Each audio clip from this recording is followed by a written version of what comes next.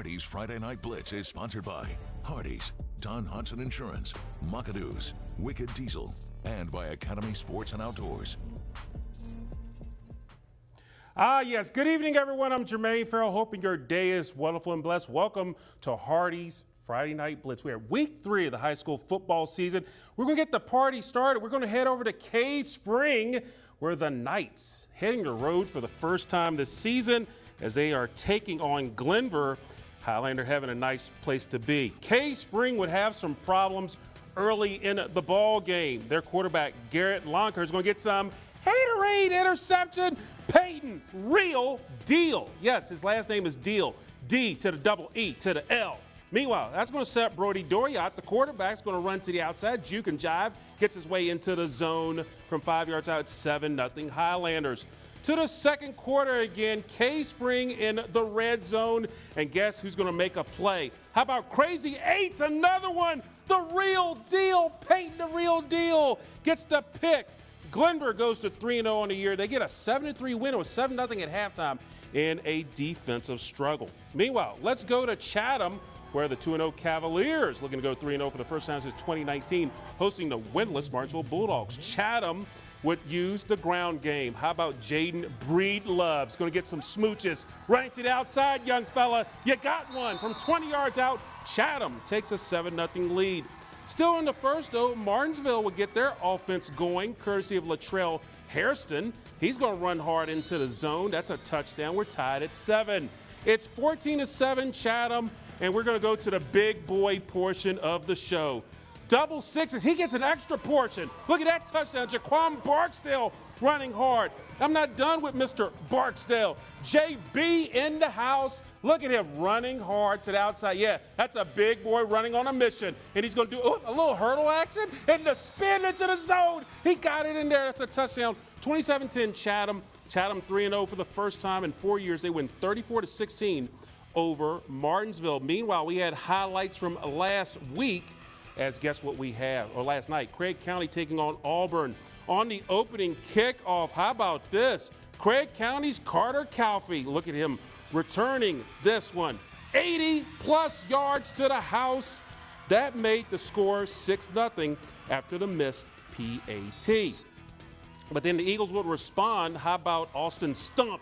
Stumping his way to the zone. That's a touchdown. Auburn, they get the extra point. They're up 7-6. Then Auburn back on offense. Taylon Mower to Caden Clark for the score. Eagles up 14-6. But the Rockets would do something. They're going to take off courtesy of Calfee. He takes the mail in for the zone. 14-12 Eagles on the missed 2-point conversion. The Rockets, they get the ball back, though, around the 40. Jacob Wolf is going to get the keeper in there. He's going to take it to the house for the touchdown. Craig County takes a 18-14 lead. The weather suspended this game, so they will complete it on Monday in the second quarter. 2:33 to go. Craig County leading 18-14. Coming up on the Hardee's Friday Night Blitz, we'll have our game of the week, I promise. Plus, we go over to the Hill City. The Liberty Christian and County Bulldogs have something they can call their own on display tonight. Stick and stay, please. Now, Hardee's Friday Night Blitz Band of the Week.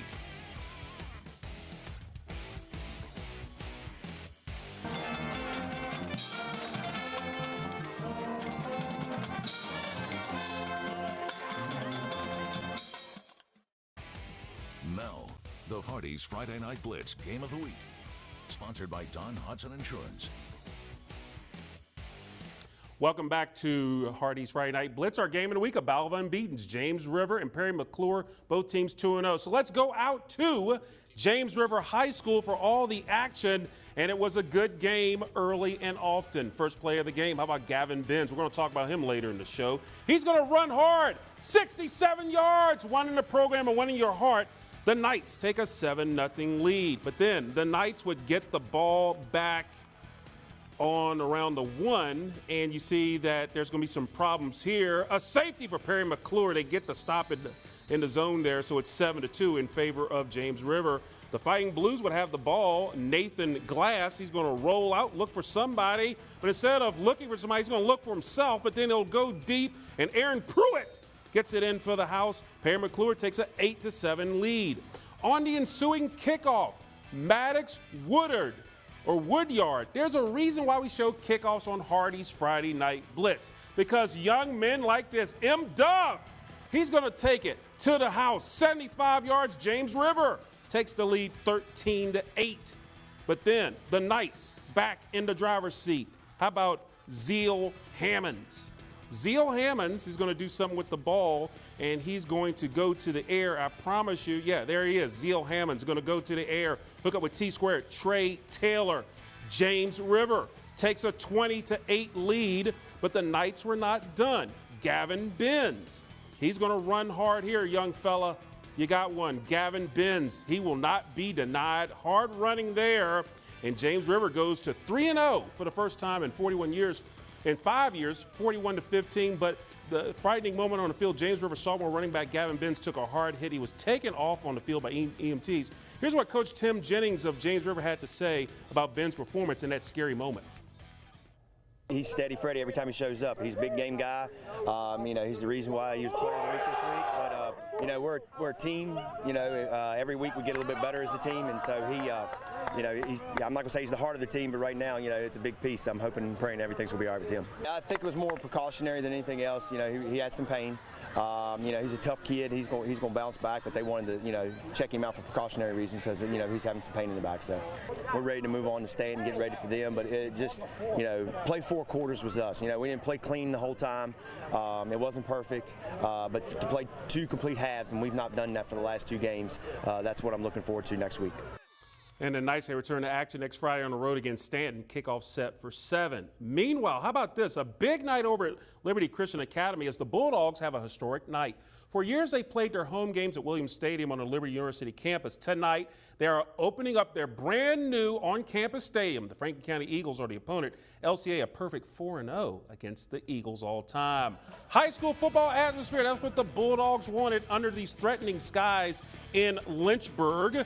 Early in the first quarter, LCA up 7-0. Franklin County on the punt. Gideon Davidson, he's going to go to Clemson, and there's a reason why Dabo Sweeney, they probably could have used him against Duke Monday night, because look at the move down the sideline. That is how you open up a stadium, my friends. 46 yards. It's the Bulldogs with a 14-0 lead. Later in the first, Franklin County's Ryder Gardner's going to get some haterade interception. Justice Belford. I can use haterade at least 2 times a game. Meanwhile, moments later, how about LCA with some quick work in the zone? It's Davidson running hard. He takes it into the house. Liberty Christian up 21-0. But Franklin County would finally get on the board. Winston Davenport is the bomb, and he's a bomb because of this. 84 yards to David Casey. He's gone to the house 21-6 in favor of LCA. But the second quarter, LCA is threatening again, and guess who's doing it? Gideon Davidson. He's going to take it into the house. It's 28-6 at that point. There was a lightning delay in the game, but Liberty Christian were going to win this one 42-6.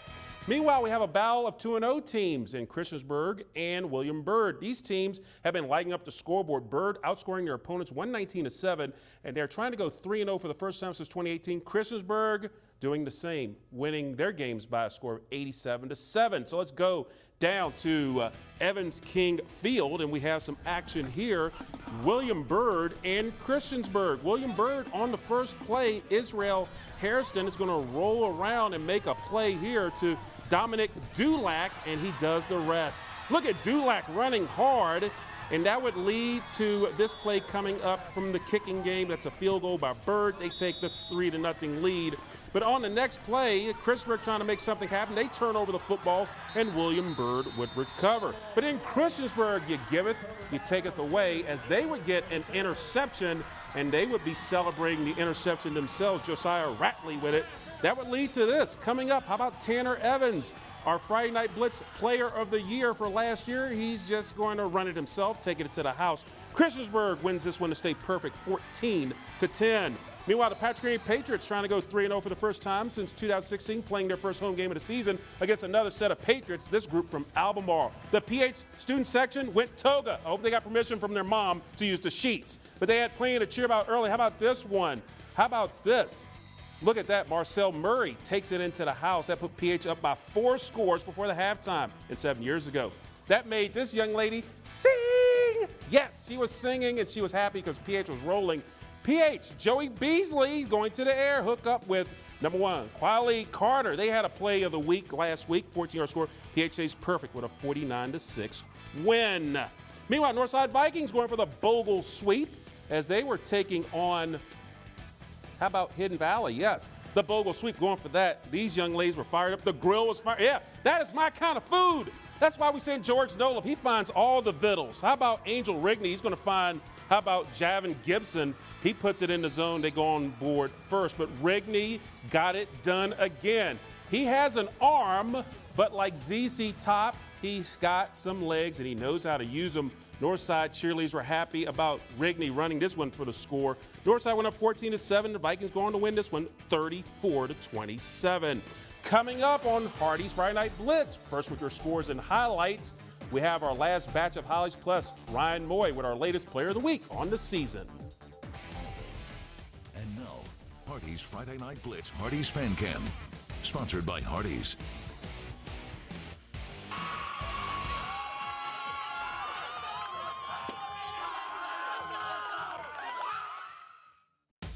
And now, back to the Hardee's Friday Night Blitz on WFXR. Time to get it on. All right, folks, it's time to take a trip to Daleville, the home of the Lord Botetourt Cavaliers. They're having their home opener against Pulaski County Cougars. This is the first meeting between the teams in 15 years. Back in 2008, Pulaski won. In fact, the Cougars have never lost to LB as they're 5-0-1 in the previous 6 meetings. Pulaski coming off a bye week while the Cavaliers won at Blacksburg last week 83-6. It was 28-6 LB. Jakari nicely plowing his way in for the score, 35-6 in favor of the Cavaliers. And then running the ball himself is Pulaski County's very own Trevor Gallimore. Because Trevor Gallimore is going to get me a score in here. Yeah, he got it in there for the touchdown. The Cavaliers going to beat the Cougars 48-20.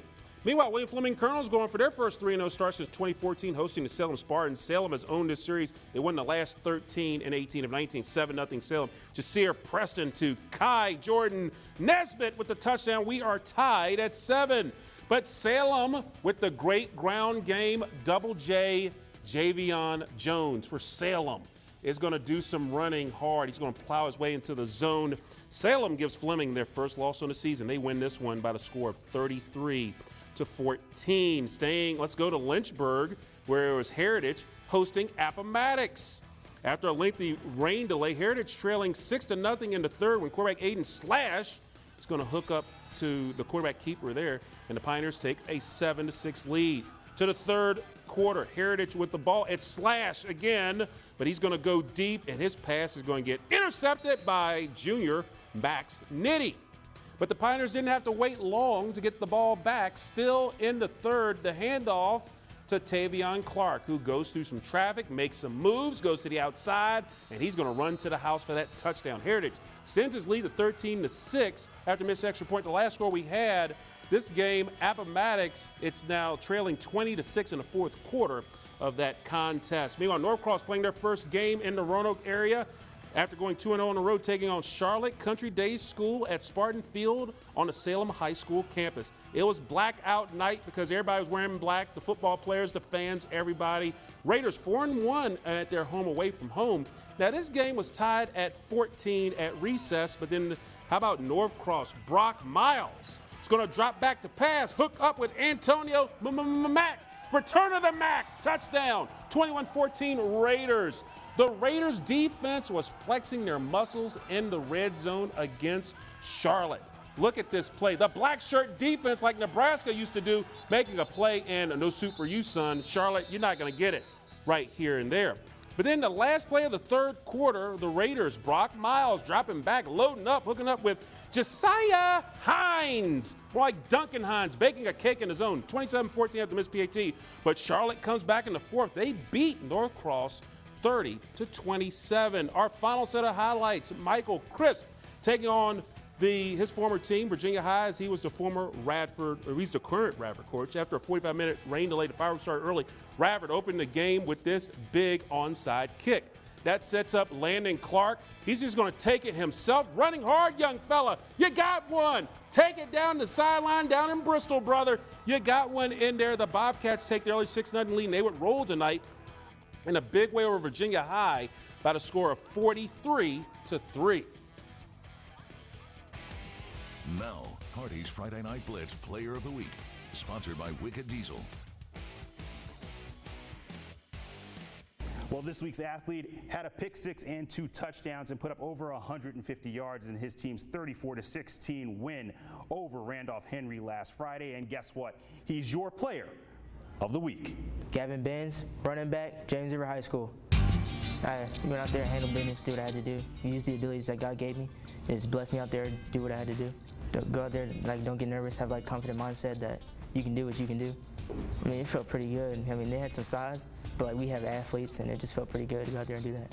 I love my O-line, create me alleys and lanes that I can run up through the line with. It means the world to me. I love my O-line because we were in the weight room all summer. We're working hard in practice, pushing each other to get better every day. What does Coach Jennings mean to you? He means a lot because I've been with him all summer. He means a lot to me. He pushes me. He believes in me. It just means a lot to me. I want to be a leader on and off the field for my team. I make sure we're focused in practice, not goofing off, so we can be ready and locked in for Fridays when we play. It means a lot. I can represent this school, my school. I used to watch college NFL all the time with my dad, and then I went and played flag football for a few years, and I went and played Pee Wee, and then just went on there. Who kind of put the ball in your hand first? My dad did. He used to coach my Pee Wee and flag football teams. He means a lot to me. He pushes me, but also believes in me. He used to work with me he works with me all the time on getting better every day. He went and played college ball. He's a really good athlete, and I'm trying to be like him. When I see running back next to my name, it's more to me than just position. Because I go out there, give it my all for the team. Community means a lot to me. Because always reaching out to me, always coming to the game to support me. Always getting texts from someone. It means a lot. It's like my escape from reality. I love playing this game. It means everything to me. Thank you so much, Ron. Up next, we put a wraps on the Hardee's Friday Night Blitz as we have our play of the night, plus our latest unsung hero of the season. And now, the Macadit Play of the Night, sponsored by McAdoo's. Our Macadit Play of the night, we're going to go back to last night's Craig County-Auburn game. The opening kickoff, Craig County's Carter Calfee taking this one to the zone, 80-plus yards. The Rockets and Auburn will play on Monday. But then, how about this? Carter Calfee for Craig County getting that Macadit Play of the night. And now, it's Hardee's Friday Night Blitz Unsung Hero, celebrating those who keep the game moving. Sponsored by Academy Sports and Outdoors. All right, folks, it's Unsung Hero time, and this week's honoree is Salem High School cheerleading coach Trina Bateman. Trina enters her 7th year of being in charge and 12th overall of the Salem cheerleading program. She's a proud Spartan alum, and she was a cheerleader for Salem. Bateman has been an administrative assistant of attendance at Salem High School for 23 years. Trina told me she wants to make a difference for her cheerleaders. She's passionate and proud to be a mother figure for the squad. Salem administrators say she's upbeat and positive, and they say Trina is responsible for putting together the football program sold the game. Overall, they are proud to have her part of the school. So congratulations to Salem High School's cheerleading coach Trina Bateman, this week's Unsung Hero. Now, if you guys out there have an unsung hero you'd like to have a spotlight, there's the information to get it to me, those nominations. That's Jay Farrell at WFXRTV.com. Meanwhile, college football Saturday, you got Purdue at Virginia Tech, James Madison at Virginia. Before the game, Virginia will honor the 3 fallen football players. Bridgewater at Southern Virginia, and then at 3 o'clock, VMI at Bucknell. That is a change on the schedule. Meanwhile, the second batch on the sheet, you're going to see that it's North Carolina Wesleyan Ferrum. That game's at 4. You can get in free for the game if you show up. New Mexico State taking on Liberty. That's the conference debut and Conference USA for Liberty. And Greensboro will be at Averett. And guess what we have here? We're going to take you back to Salem Stadium. We had a little fun with Salem cheerleaders. I was showing them some of the prehistoric dance moves from back in the day. I was going back and forth doing it with the dance. It was fun, and I was wearing myself out. I think the cheerleaders learned something from me. Never, ever, ever, ever do these dance moves ever again in public. That's a big thing. But meanwhile, I guess there's some people that are dancing tonight. How about the Blacksburg Bruins tonight? They end a 29-game losing streak. They win at Floyd tonight, 40-14. Congratulations to Coach Leonard and the crew in Blacksburg. The 29-game losing streak is history. Way to go, Bruins. Maybe we can start a 29-game winning streak or more. Anyway, that's this edition of the Hardee's Friday Night Blitz. That we will have this show on WFXRTV.com momentarily. Thank you so much for watching the show. The entire crew here for helping us out tonight. I'm Jermaine Farrell. Hope all of your teams are winners. Have a wonderful and blessed night and weekend, everybody.